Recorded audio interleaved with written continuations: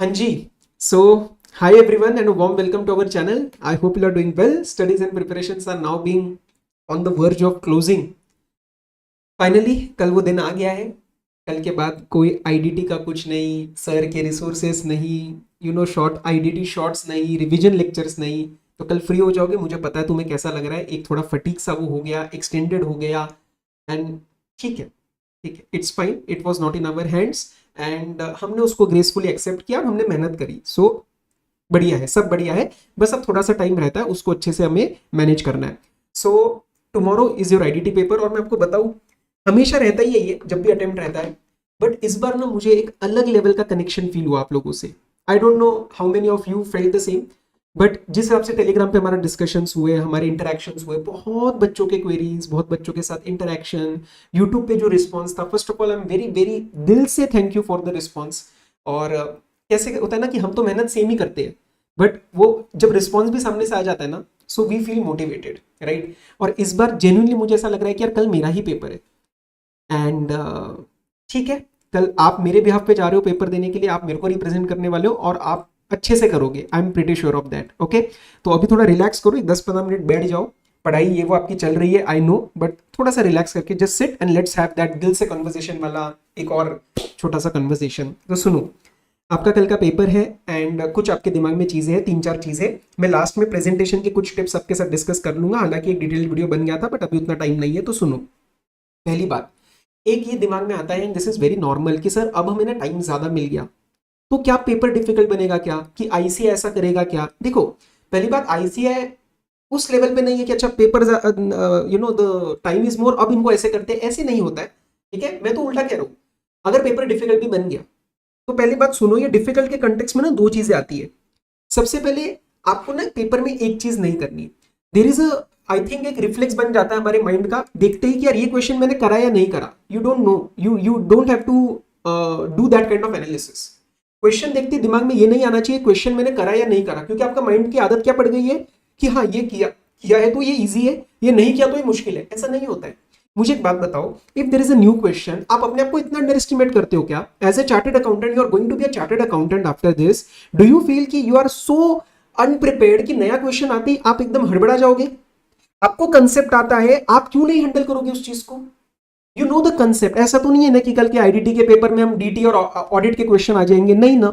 You have done the concept, questions change हो गए, कुछ एडजस्टमेंट्स चेंज हो गई। ऐसा तो नहीं होने वाला कि कुछ भलता ही वो पूछ लेंगे। ठीक है ना, थोड़ा बहुत एडजस्टमेंट चेंज हुआ, इंफॉर्मेशन देने का तरीका चेंज हुआ। इंग्लिश आती है, आप पढ़ोगे, you will answer the question. Why are you underestimating yourself कि नया क्वेश्चन आ गया तो हम पैनिक करेंगे? तो ये माइंड से ना रीजनिंग निकाल दो। नया क्वेश्चन डिफिकल्ट नहीं होता है, नया क्वेश्चन इज जस्ट कि हो सकता है आपको 1-2 मिनट एक्स्ट्रा लगे to analyse and to interpret and to solve. कल को सर जेन्युइनली डिफिकल्ट आया, देखो डिफिकल्ट के ना दो पैरामीटर्स होते हैं। Why I am talking about this, this is basically your fear. So let's talk about it ना, इसको शांत करते हैं। दिमाग में ऐसा नहीं है कि इसको इग्नोर करते रहना है, थॉट को बात करते हैं। डिफिकल्ट के दो पैरामीटर्स होते हैं, एक तो होता है जेन्युइनली टफ क्वेश्चन हो सकता है, एक होता है लेंदी पेपर हो सकता है। देखो, अगर आपके सामने कोई जेन्युइनली टफ क्वेश्चन आए, in my opinion it won't be that the entire paper is tough. एक आध सवाल मुश्किल दे सकते हैं, तो वो सबके लिए होगा ना। It will be a tough और it will be a new question for everyone who is going to sit for exam tomorrow. तो उस टाइम गेम कहां पलट जाती है, कौन इस चीज को शांति से ले सकता है। और मैं बताऊं, most of the times questions tough नहीं होते, क्वेश्चन का कुछ पार्ट टफ होता है। मैंने अपना डीटी का एक्सपीरियंस आपके साथ शेयर किया था, एक पार्ट टफ था लेकिन बाकी आता था ना मुझे, मैंने उस पर ज्यादा ध्यान दिया। सो पे अटेंशन कि अगर जेन्युइनली कोई सवाल आपको मुश्किल लग रहा है, आपको कौन सा पार्ट मुश्किल लग रहा है। और मुश्किल पार्ट होगा लेकिन कंसेप्ट आपको आता है तो आप हैंडल कर सकते हो। चलो मैं 100% अपना उसमें नहीं दे पाऊंगा, लेकिन 80-85% तो ले I will be able to score. क्योंकि अगर आप पैनिक मोड में चले गए ना, तो जो आता हुआ पेपर होता है, लेट से आप 65 के लायक थे, वो 60 से भी आप 50-40 की तरफ जा सकते हो। सो पैनिक मोड में नहीं जाना है। अगर लेंदी पेपर आए, कई बच्चे यहाँ पे ऐसा सोचते हैं कि सर मैं सारा कुछ 100 की अटेम्प्ट करने की कोशिश करूंगा। सुनो ना, अगर आपको लगता है लेंदी पेपर है, आपकी स्पीड का मैच नहीं हो रहा है, in my opinion, please try to do whatever you are doing correctly. Even if you end up attempting let's say 85, मैं वर्स्ट केस ले रहा हूँ, 80-85 का आपने अटेम्प्ट किया, लेकिन सही से अटेम्प्ट किया, आपके 70 आ सकते हैं। ये ना थ्योरी पेपर नहीं है। थ्योरी में क्या होता है, सारा कुछ ठीक ठाक अटेम्प्ट किया तो अटेम्प्ट के नंबर मिल गए, कुछ हो गया। प्रैक्टिकल वाले में अगर करे कराए में भी आप लेट से आप कल को 85-90 का अटेम्प्ट करते हो, जल्दबाजी में करते हो और उसमें चीजें सही नहीं निकली, कंक्लूजन सही नहीं निकले, एनालिसिस ढंग से नहीं हुआ, तो आपको नंबर नहीं मिलेंगे। कंक्लूजन गलत होते जाएंगे, स्टेप मार्किंग में पहले में कोई मिस्टेक हो गई तो एंड तक गलत हो जाएगा। तो अगर आपको लगता है लेंथी पेपर आया है तो आप 80 का करो, आप 85 का करो, लेकिन जो कर रहे हो वो बढ़िया तरीके से करो, ठीक है। अब ऑब्वियसली 85 मतलब आपका 30 का तो एमसीक्यू है, तो जो what I am saying is whatever you are doing do it correctly. That will be my very very genuine advice to you, ठीक है। तो पैनिक मोड में नहीं जाना है, अंडरस्टैंड करना है कि जब ऐसा कोई हटके पेपर आया, अगर कोई बात नहीं, 2 मिनट डीप ब्रेथ, हैंडल करो, कंसेप्ट तुम्हें आता है, तुम इतने पागल नहीं हो इस लेवल तक जो आए हो। सर अब कोई लास्ट मिनट टिप्स है क्या? तो सुनो, ये 2-4 क्वेरीज जो आ रही थी, एक ना ये आपको लग सकता है कि सर अब ना 5-6 दिन एक्स्ट्रा मिले थे, पोस्टपोन हुआ था, तो सर अब तो मेरा सिलेबस बहुत ही तगड़ा हो जाना चाहिए, सारे पार्ट्स तगड़े हो जाने चाहिए। नहीं यार, ऐसा नहीं होता। एक हफ्ते में क्या हमने क्या are we machines? It is okay if some part still feel weak, it's okay if you are not confident in all 100% areas. It is a CA final paper. 4-5 दिन मतलब ये नहीं कि मैंने आपको 1 साल एक्स्ट्रा दे दिया है। तो अपने आप से थोड़ा सा ना, don't be so harsh on yourself, relax, you have done your best, I know that, I know from the queries that I have been getting कि तुमने मेहनत मारी है इस बार। 1-2 दिन पहला थोड़ा गड़बड़ हुआ है, उसके बाद सबने मेहनत करी है, सो ठीक है, ज्यादा टेंशन मत लो। थोड़े बहुत पार्ट्स तुम्हारे वीक रहेंगे, it's fine, it is common, it is a common thing. Common credit पढ़ा है ना, तो this is a common thing तुम्हारे लिए, सब बच्चों के लिए, ठीक है। मैं ज्यादा टच में हूं आपसे ज्यादा, आई am telling you that.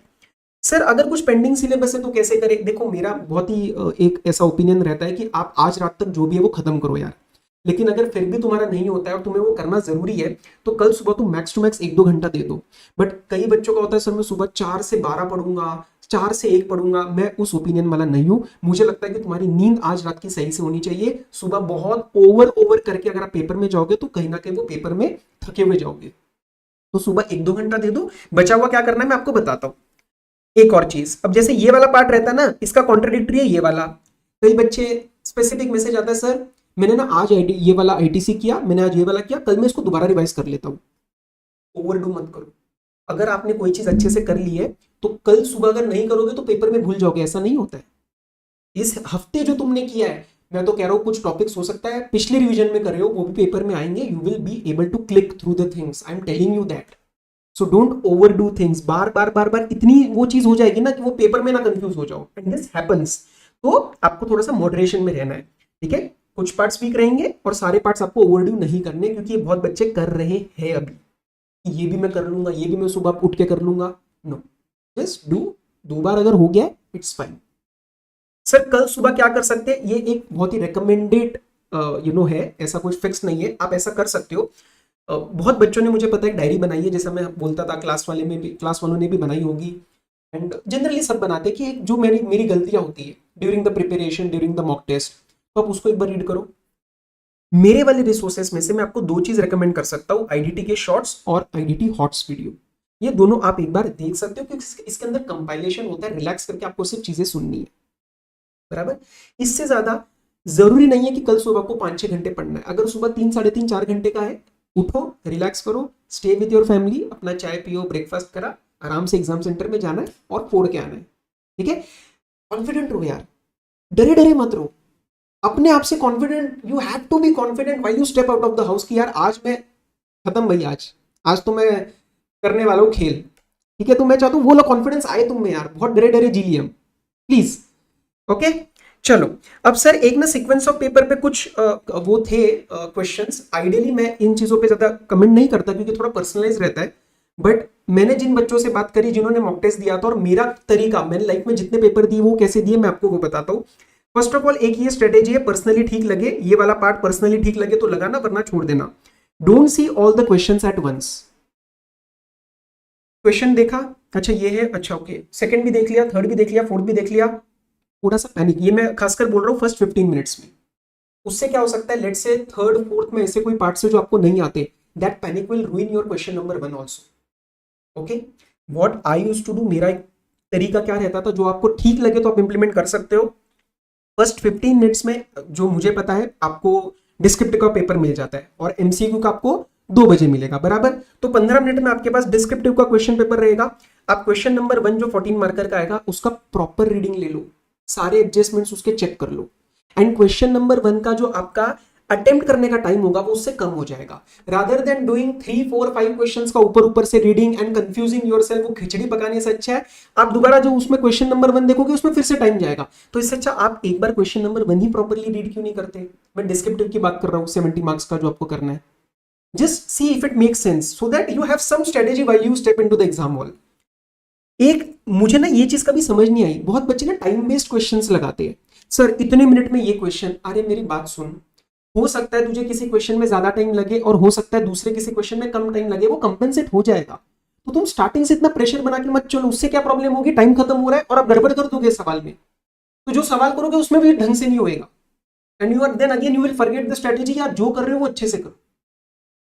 MCQs it's completely your choice. कई बच्चे एमसीक्यू पहले करते बाद में करते, मेरे को ऐसा लग रहा है कि मैं जो होता अगर ऐसे वाले पेपर में तो मैं एमसीक्यू बाद में करता। मैं एक बार मैं इसका रीजन बताता हूँ।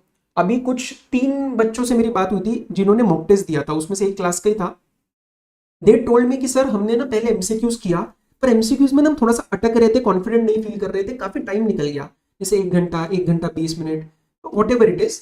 एंड उसके बाद ऐसा लगा कि अब तो 70 मार्क का भी रहता है और एमसीक्यूज में भी कुछ कॉन्फिडेंस नहीं आ रहा है, तो एकदम पैनिक क्रिएट हो गया। So rather what you can do, अगर आप डिस्क्रिप्टिव पहले हैंडल करते हो फिर आप एमसीक्यूज करोगे तो it is possible that you can be you know you will be able to sail through the paper properly. But this is personalised. आपको कुछ और स्ट्रेटेजी लगती है आप बिंदास लगाओ एकदम, जो पर्सनलाइज अच्छा लगता है, क्योंकि इसके अंदर कोई फिक्स स्ट्रेटेजी नहीं होती, आपकी मर्जी है, what ever works best for you. MCQ को कैसे रीड करना है और डिस्क्रिप्टिव क्वेश्चंस में क्या गलतियां होती है, तो आर्ट ऑफ क्वेश्चन रीडिंग का वीडियो कल सुबह आएगा, ध्यान रखना चैनल के ऊपर, बस कल सुबह एक ही वीडियो आने वाला है वो। अब रही बात कुछ प्रेजेंटेशन के टिप्स की। अब प्रेजेंटेशन के ऊपर मैं आपको 3-4 बातें बताता हूं, ये फॉलो कर लो, पेपर में तुम्हारा मिल जाएंगे नंबर। नोट्स वाली बातें, आप कई बच्चों का ऐसा रहता है कि सर पूरे डिटेल में नोट्स लिखने क्या। देखो आईसीआई के आंसर्स में तो डिटेल के नोट्स रहेंगे, लेकिन हम पेपर में हमारे पास इतना टाइम नहीं होता बहुत बारी, तो at least you quote the main part. Main मतलब हिटिंग पार्ट। एग्जामिशन दे रहे हो क्यों दे रहे हो, नहीं दे रहे क्यों नहीं दे रहे, मेन पार्ट आपका हिट हो जाना चाहिए विद अंडरलाइन। और ये मैं आपको रेकमेंड करूंगा आप टेबल में दो, खासकर मैं क्वेश्चन नंबर 1 की बात कर रहा हूँ। कभी कभार क्या होता है आप टेबल में डालते हो और लिखते हो नोट 1 नोट 2, फिर नीचे जब नोट लिखते हो ना तो दोबारा दिमाग लगाना पड़ता है ऊपर क्या ट्रीटमेंट किया था। इससे अच्छा वहीं पे उसका जैसे पर्टिकुलर्स में आपने जो भी है, जैसे फॉर एग्जांपल सिक्योरिटी सर्विस की पेमेंट है, ब्रैकेट में आरसीएम एफसीएम का ब्रीफ रीजनिंग दे दिया, 2 लाइन में खत्म, और उसको दोबारा नहीं सोचना, फिर नीचे दोबारा नोट 1 2 3। मेरे को ऐसा लगता है उससे बहुत ज्यादा टाइम वेस्ट होता है, मैं कभी नहीं करता था ये डीटीआईडीटी में, ठीक है। So you can follow that. Second, conclusion भाई साहब आपको मैंडेटरी है। देखो बेसिक फॉर्मेट आपको क्या फॉलो करना है, कोशिश करना है करने की, फर्स्ट लाइन में ना एक ओपनर दे देना। ओपनर मतलब ये किस चीज का इशू है, क्वेश्चन आया है, कौन से चैप्टर से कहां बात कर रहे हो आप। सीधा लीगल प्रोविजंस लिखने की बजाय आप एक लाइन दे सकते हो, this is with respect to refund under GST, this is with respect to customs, मतलब कस्टम्स का क्या चैप्टर है, क्लासिफिकेशन है, व्हाट इज दिस, ताकि उसको समझ आए कि यार तुमने पिन पॉइंट सही कर दिया है। उसके बेसिक लीगल प्रोविजंस लिखो, फैक्ट्स एंड एनालिसिस, फैक्ट्स पे ज्यादा फोकस नहीं करना है, मेन एनालिसिस। एंड कंक्लूजन एक लाइन में, जो सवाल ने पूछा वो 1 लाइन में तुम्हें डालना है। पूछा है इज द स्टेटमेंट वैलिड और invalid, statement is valid. refund applicable or not, refund what is the amount, मतलब whatever they have asked in 1 line। and keywords को भाई साहब अंडरलाइन करना। अंडरलाइन करने का पर्पस क्या है, bring attention of the examiner there. आपको एग्जामिनर का काम आसान करना है। एग्जामिनर को ऐसे आप बुला रहे हो कि सुन सुन सुन, ध्यान मत बटा, ये देख ये देख, ये चाहिए ना तुझे आंसर में, ये देख मैंने ये अंडरलाइन किया, ये अंडरलाइन किया, ये कंक्लूजन है, तुम उसका काम आसान करो, तुम्हें नंबर मिलेगा। तुम्हारी हैंडराइटिंग बहुत अच्छी नहीं है चलेगा, लेकिन लेजिबल रखना। हैंडराइटिंग अच्छी होना ना होना और लेजिबल होना ना होना में फर्क है। गंदी हैंडराइटिंग में भी लेजिबिलिटी बढ़ाई जा सकती है, so that the work of examiner is easy. तुम्हें उसका मूड खराब नहीं करना है, प्रैक्टिकल प्रोफेशनल एग्जाम से ये तो बहुत सारी आंसर शीट चेक करनी है, मूड खराब मत करना उसका, ठीक है।